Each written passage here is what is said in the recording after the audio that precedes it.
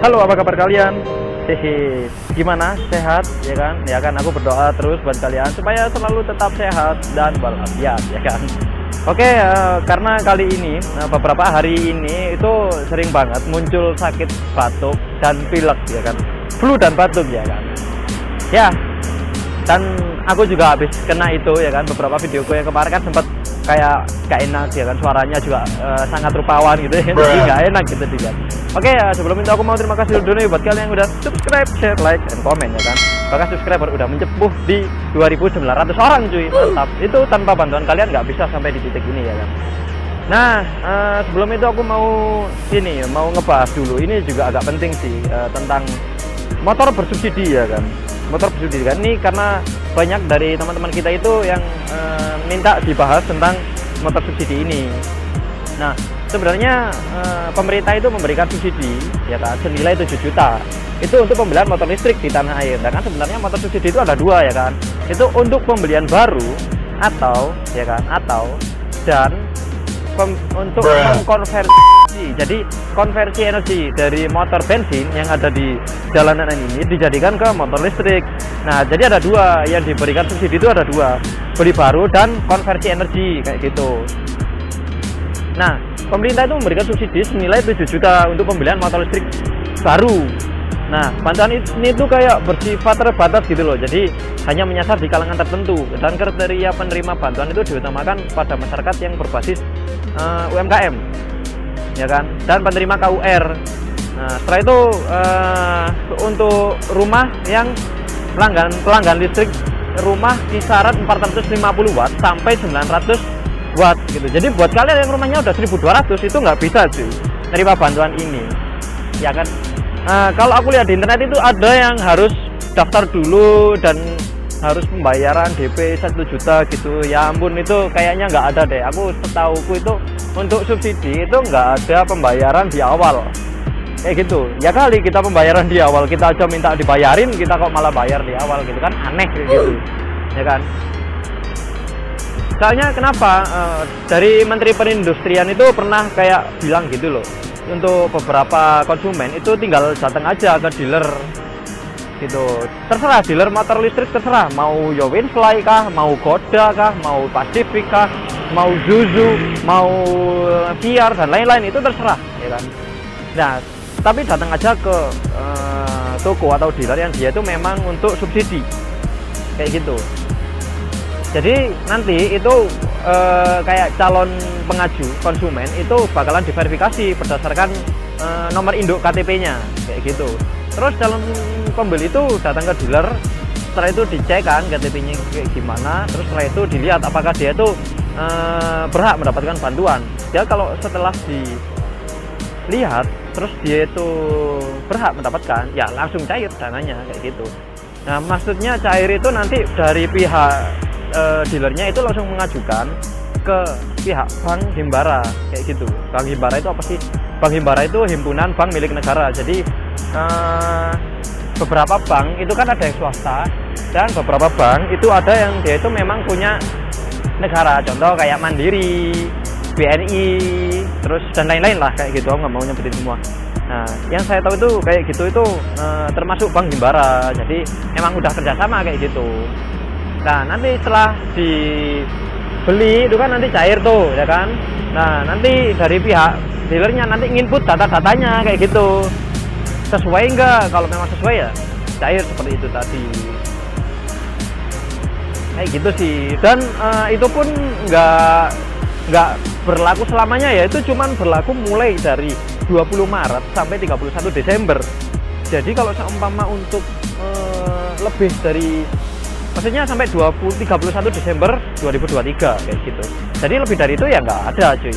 Bahkan ini tuh syaratnya itu untuk 200.000 unit aja. Kalau lebih dari itu kayaknya nggak ada deh. Jadi ada kuotanya kayak gitu.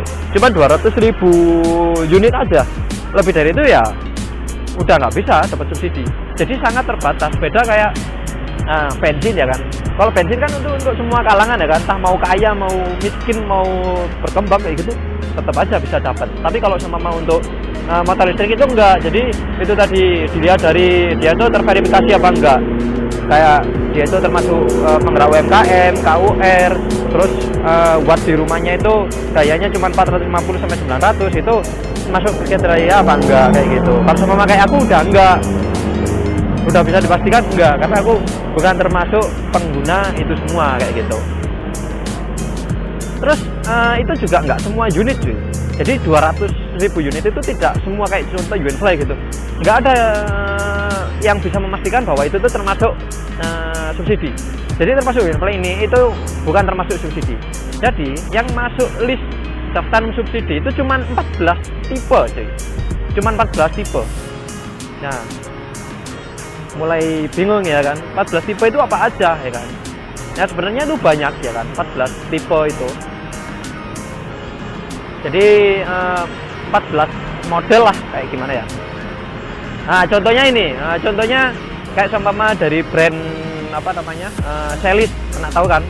Brand Celis itu ada, itu Celis Emax, Celis Agat, terus punyanya Zuzu itu ada Smooth, terus apa, Smooth Zuzu, Smooth Tempur, setelah itu punya Polytron, Rakata, dan lain-lain itu ada. Di Unity juga itu ada kayak gitu. Jadi nggak semuanya bisa diambil buat itu tadi, buat subsidi. Jadi buat teman-teman nih yang kemarin sempat daftar ya kan lewat online, itu sebenarnya apa ya, aku nggak bisa memastikan itu penipuan atau enggak karena masih belum terbukti kayak gitu ya kan. Nah tapi untuk syarat dan ketentuannya itu sebenarnya itu tadi ya kan.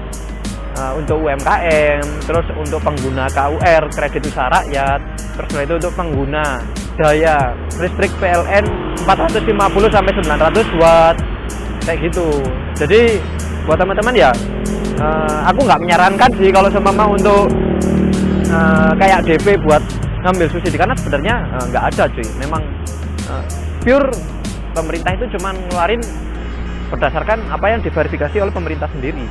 Terus itu pun juga untuk 200.000 unit pertama kayak gitu. Jadi kalau kalian kelamaan ngambilnya ya udah, ya bisa aja diambil sama orang lain kayak gitu.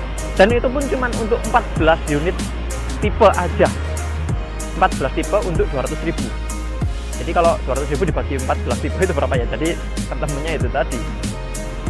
Tapi lumayan sih, itu 7 juta. Terus setelah itu kalau sama kalian udah nggak ini sih apa namanya, udah bosen pakai bensin ya kan, bisa dikonversi ke listrik. Jadi motor kalian kayak sama Beat itu bisa dikonversi ke motor listrik. Cuman ada beberapa syaratnya juga sih, nanti aku coba pelajari, nanti kita bahas juga.